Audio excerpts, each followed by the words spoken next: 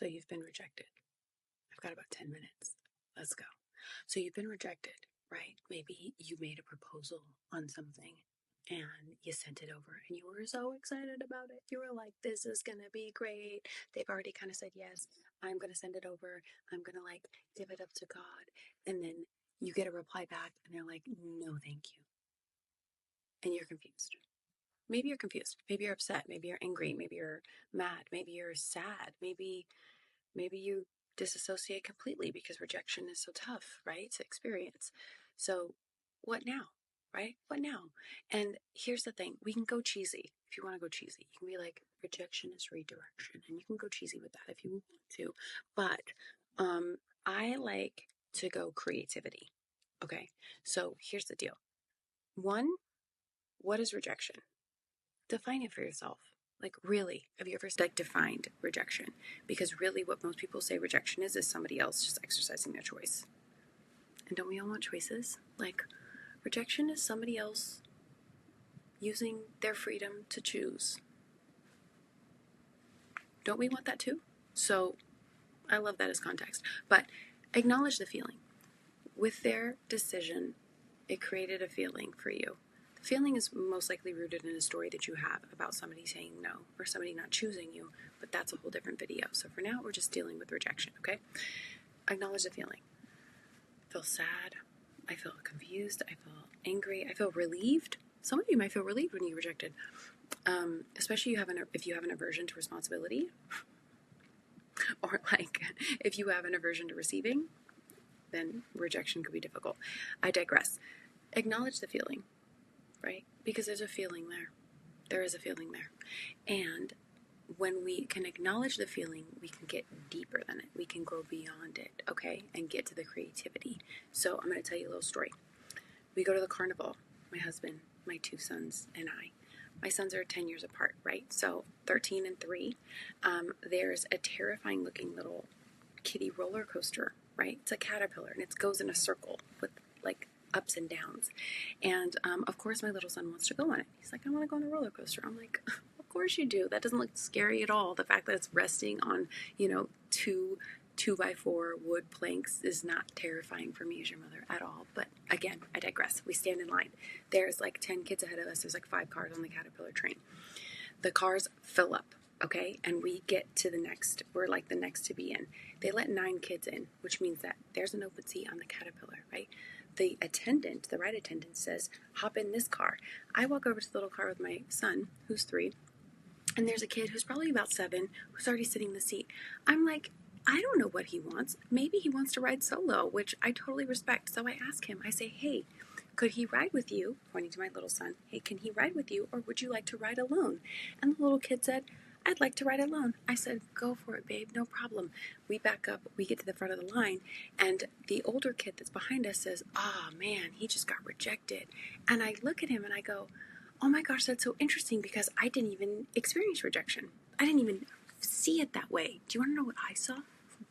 I saw, oh my gosh, this is so cool. My little son, my little 3-year-old son, is going to get to choose any car he wants on the next ride because he's first in line. So he can choose the very first car if he wants. He could choose them. Like, he gets the cream of the crop in terms of choices for his first roller coaster ride solo.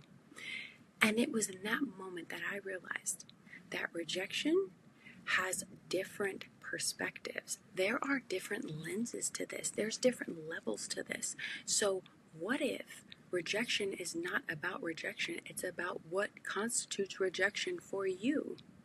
Because one kid saw rejection and I saw opportunity. But we both saw the same scenario. You picking up what I'm putting down here? So what's the difference there? The difference is in perception, right? And if you've read A Course in Miracles, you know that a miracle is a shift in perception. It's the way that we see things. And so I looked down to my little son and I was like, dude, you get to choose whatever car you want to ride when it's your turn. We're about to be next. What car are you going to choose, right? And of course he chooses the first car because like it's the best seat in the house. But I present this to you because when you experience rejection, after you acknowledge the feeling, I want you to get creative and ask yourself, What's here that I might not be seeing? Is there an opportunity here that I might not be seeing? Is there something that is beyond my conscious awareness in this moment that I might be able to open up to if I let the story of rejection just rest for a second? Can I see it? Because I can guarantee you that while rejection doesn't always feel fantastic, there's always something in it for you. There's always something in it for you. And so the game is not to avoid rejection, right? Like, what? The game is not to avoid rejection. You still want to keep playing the game. The game is to say, ooh, God is saying get creative. God is saying open my mind up. God is playing like hide and seek with me.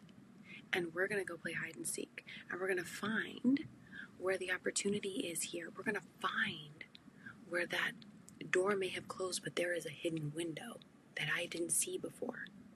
We're going to be open to the idea that this rejection is challenging me to get more creative, to double down on my faith, to show up and ask, what am I not seeing here? Show me what I'm not seeing. Show me where my visibility fell short previous to this. Show me where I was maybe underestimating myself in terms of what God wanted to bring me or what God had planned for me. Because the other thing I can tell you about rejection is that rejection usually has to do with us not realizing who we are.